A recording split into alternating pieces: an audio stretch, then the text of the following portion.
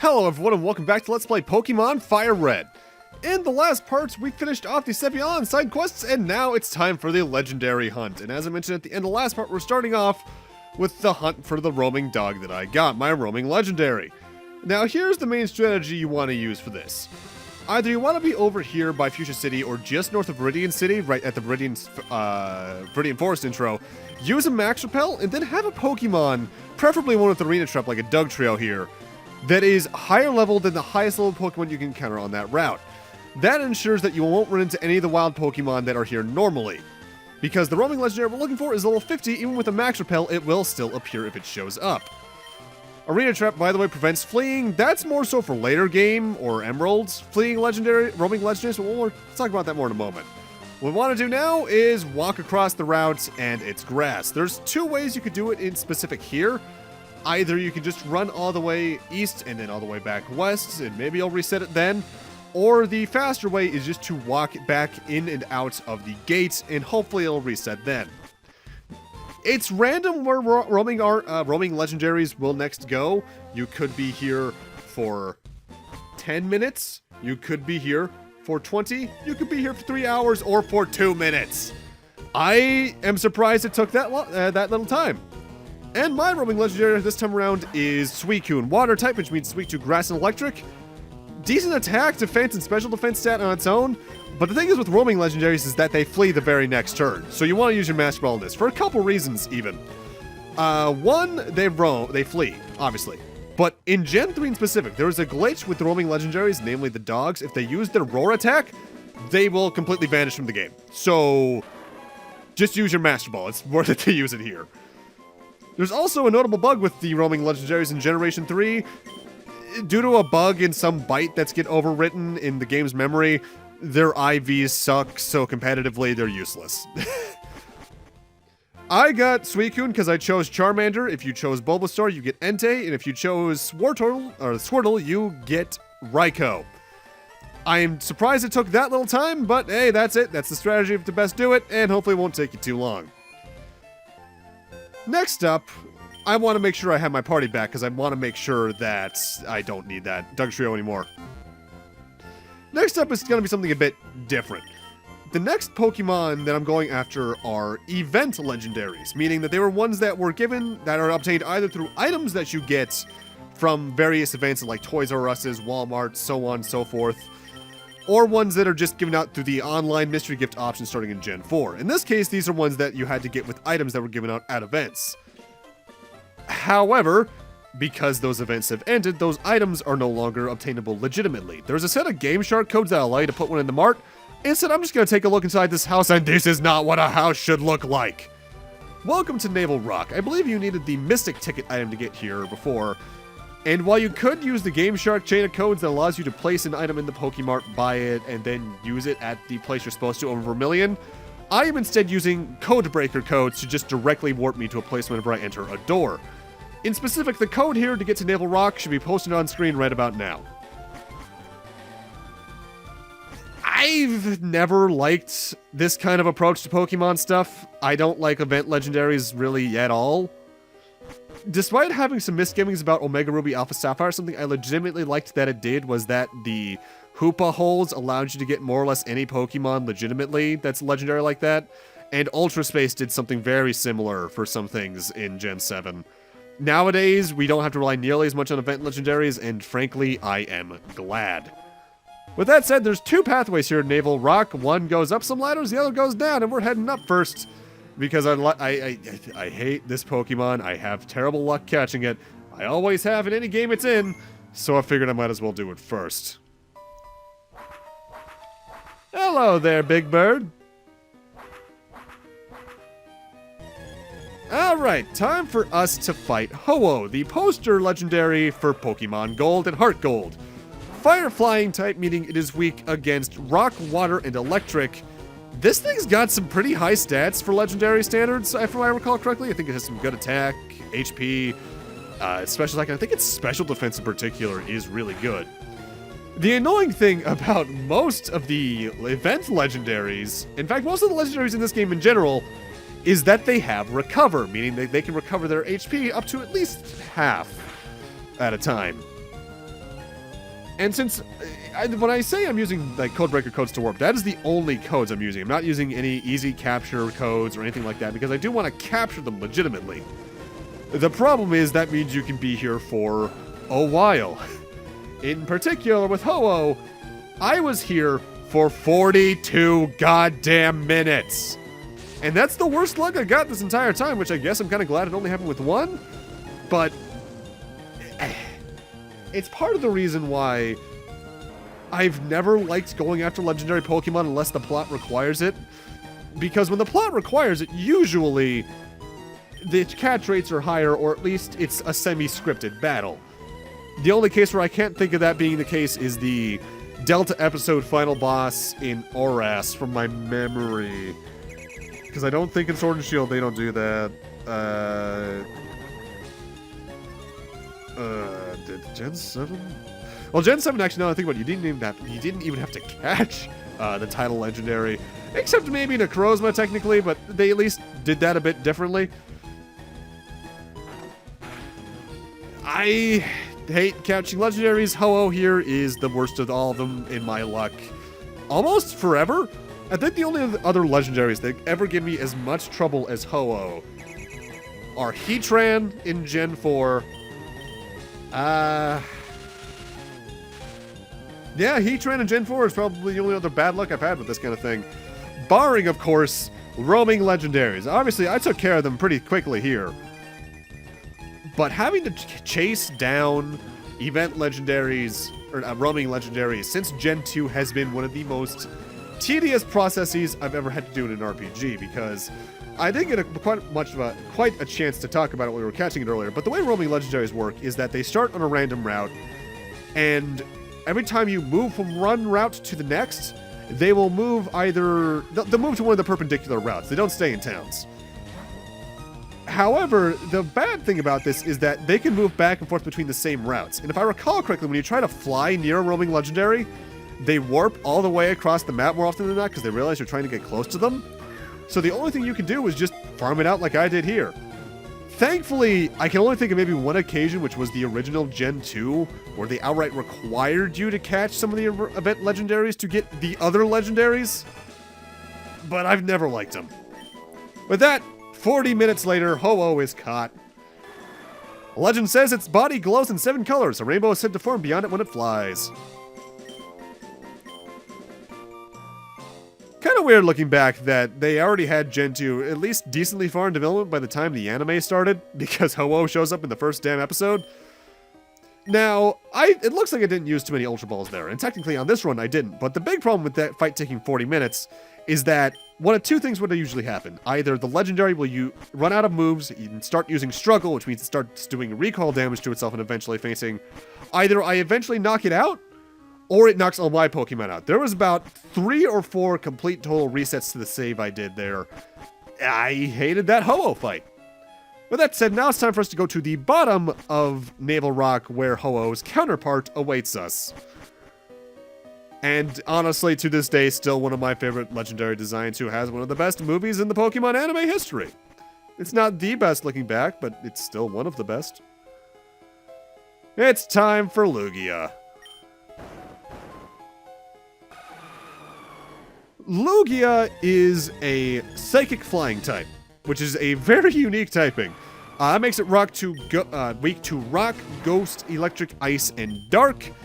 I think its stats are balanced almost the exact same way as Ho-Oh's, just with the numbers a little different. The big difference is the attacks you're going to have throwing at you. Swift, Recover, and Recover are still on its moveset, yes. But as is, I believe, Hydro Pump, and I want to say it has Aeroblast? I actually can't recall. This fight, though, started the trend that we're going to see throughout the rest of the video, really. In that Ho-Oh was the only one that gave me a lot of shit when I was trying to catch it. Also, the legendaries here alone are why I still had Andrew have Thunder Wave, because it allows me to paralyze them, meaning not only is there a chance they can't use Recover, but it also allows me to have a chance to have a higher chance of catching. No, I said chance way too many times in that sentence. It makes me more likely to catch him at the end of the day. That's all that matters. I want to say the average time for each legendary going forward was like 6 minutes, 7 minutes. The thing is with me, and I know there's some other people like this. Despite me catching all these legendaries, they're never getting used. They're sitting in Bill's box forever. And my thing with that is, I just don't like using legendaries. I think their stats are a bit too high for the game to really consider it for the main balance, and because of that, I just think it's unfair to the game's difficulty. Whatever difficulty curve there is in Pokemon, given that they're all easy games. The only case where I will outright use a legendary is when I'm required to. I'm looking at a certain fight in Gen 5, and, no, you didn't need it for Gen 7. I guess you need it for that one in Gen 8. With that, our business here on Navel Rock is concluded. So, what do you say we get the hell out of there? Yeah, that only took 10 Ultra Balls. Much less time than the other ones. With that said, now it's time for us to head on over to the other event legendary thing. Island, rather. Because there's 2 event legendary type things like this that happened only with islands. There were other event legendaries, technically, Jirachi, Mew, and a couple others from my memory. But the difference between that and these is that these have their own little side areas to them, whereas those, you just walk into a Pokemart and a guy goes, oh yeah, I have this for you, and you get it. And that's why I'm showing these off in specific, because they at least have some content to them coded in. It's not just, here you go.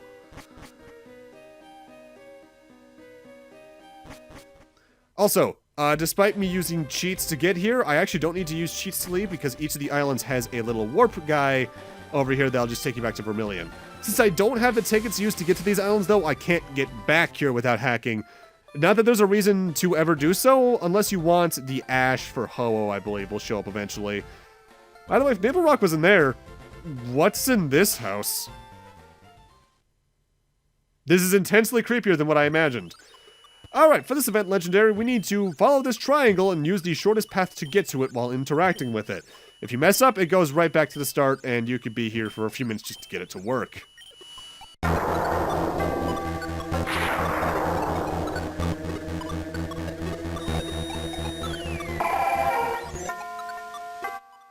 Oh my god, a unique legendary battle theme. Thank you.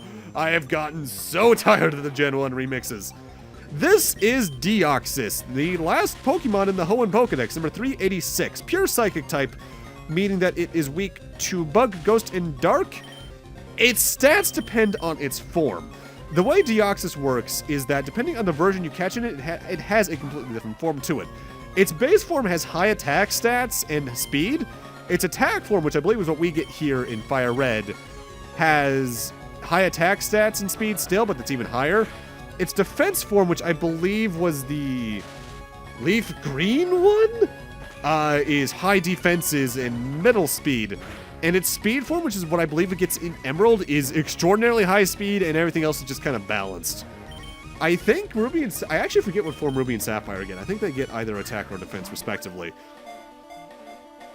The only way you can switch its form is by trading it to another version, I believe. Gen 4 onwards would have meteors you could touch with it in your party to switch its form at your own will, but I don't care to use it. Again, mostly because it's a legendary, but also it's level 30, which is oddly low for an event legendary. It's actually why I brought Zoe here back in my party, because having a level 30 Pokemon use Seismic Toss on a level 30 Pokemon means it's doing exactly 30 damage, meaning I have a pretty good control of its HP. I don't think it has Recover, but I honestly can't recall. I'm just glad it has a unique battle theme, because honestly, my biggest complaint about Fire and Leaf Green musically, beyond me not liking the main battle themes remixed too much, is that the legendaries just get pitched up versions of that theme, which just feels lazy. This Deoxys has transformed into its aggressive guise. It can fool enemies by altering its appearance. Deoxys had one of the better movies, too, from my memory. And that's Birth Island done. By the way, I forgot to mention, here is the Codebreaker code to warp to here. Alright? Alright. With that, the event legendaries are all done, so there's only one last place to go.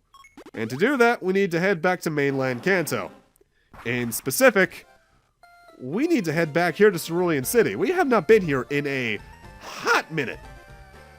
But we are here for one last dungeon. This place doesn't open up until you clear the Sevi Island side quest, similarly to how the Elite Four and Champion rematches don't change until you've done this. Which I am actually not the biggest fan of, because in the original Red, Blue, and Yellow, this opened up as soon as you beat the game. Normally there's a guy blocking that cave, but I'm first off going to come over here and fight this particular lass who has level 30 Pokemon.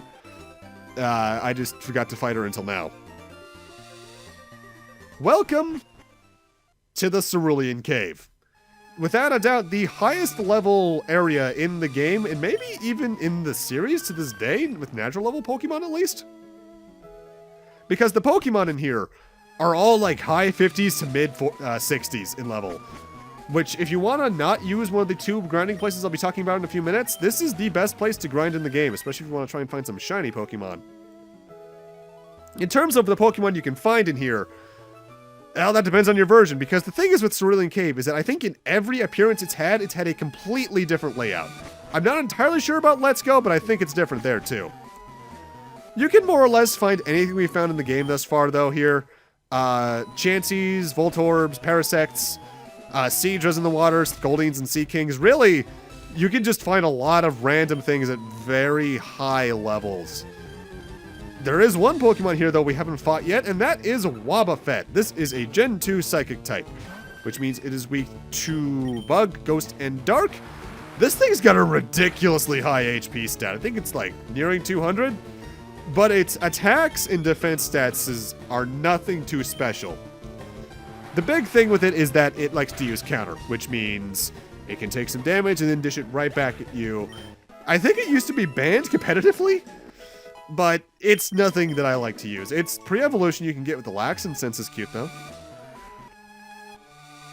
There are a lot of items in here I just also outright can't grab because I don't have Rock Smash on any of my Pokemon.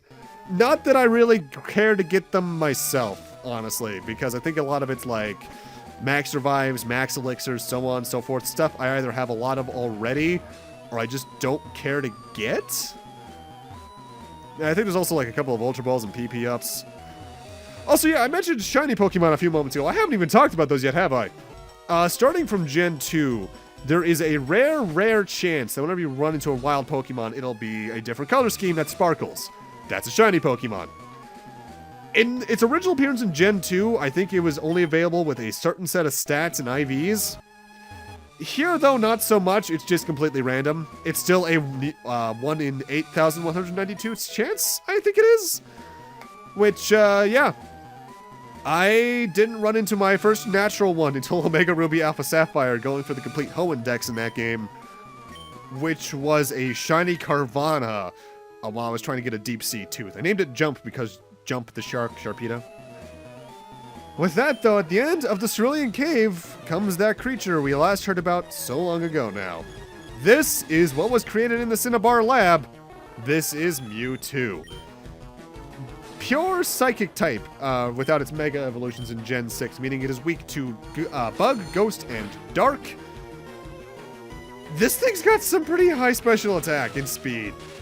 I think it's also got some pretty high physical attack and HP in general. This is arguably one of the most powerful Pokemon in existence, just even compared to other legendaries. With that said, Paralysis is still a way to go for this fight. I think it has Psychic, Recover, Swift, and I can't remember its fourth move. Recover is still the most annoying thing here, though, and given its extraordinarily high special attack, it can do some damage even to my party. Most of these legendaries that you may have noticed are in their 50s to 70s anyway. But with this one in particular, its stats are so high that it can even do some bad damage to me. With that said, I'm still intensely proud of one particular moment back in... it's back when X and Y was new. Scott and I, my friend Scott, who's been on the channel a couple times, we're just doing like a random Wi-Fi battle just to test it out. And while I have a rule against using legendaries myself, apparently he doesn't. He threw out Mewtwo and Zapdos at me, and I still won. Now, I'm not sure if that's just because I got lucky with some critical hits, which sounds about right, but I think it's also because He did not expect my Delphox to be as high speed as it was, because I deliberately added that up in training. Because super training was great, and it's one of the things I truly miss from X and Y. Why they haven't brought that back, I don't know. The Cerulean Cave and Mewtwo in general, though, it's cool, but it kind of goes into a problem I have with most Pokemon games, really. That even with the post-game storylines usually being as bare bones as they are, there's just not much to do casually once you've beaten a Pokemon game. That's not maybe completing the Pokedex if you feel like it. The only thing that's left is some amount of competitive build-up and battling, which I'm just not a fan of doing. Even the Mega Man Battle Networks, with as many problems as I think those games can have, because even though I love the series, their post-games often are more rewarding for how you complete them, because not only do you get harder versions of the final bosses for doing so, you get new ending images, you get new battle chips along the way you couldn't get before. There's just a lot more to do in those games in post-game. I'm willing to excuse it a bit more for this particular one, because it's a remake, but Pokemon post-games have always just kind of sucked in my eyes. But that's Mewtwo caught. That took me about 7 minutes. With that, that is every legendary that I care to catch that's a unique legendary done. Meaning now there's only one thing left to do. The refights against the Elite Four and the champion. However, before we do that, my levels are not ready. Most of the Elite Four are actually around the level I'm at now, if I'm recalling correctly, with a few exceptions. But the champion in specific, I need to do some level grinding for to make my fights comfortable. To do so, there's 2 spots I want to level grind at. Either here at the same location I grinded before the original champion fight here on Kindle Road. These guys still give a good amount of experience points, and after you've completed the Sevi Islands, I think those 2 fighters in particular get level 50-something Machokes. And over here back in Sebald Canyon, these 2 cool trainers here have 5 Pokemon each. You could probably get maybe half a level each for Pokemon if you fight with one at a time, just fighting the 2 of them in a row. They are very good for getting experience points either way. As for my end goal, my Pokemon are currently level 63. I'd recommend being at least level 68 through 72. For the new fights against the Elite Four and Champion. In specific, I'm heading to 72 myself, just to make things a bit more comfortable. But with that, I'm going to need to end this off here. Thank you guys for watching, and in part 27, we're going to go end this off. See you guys then.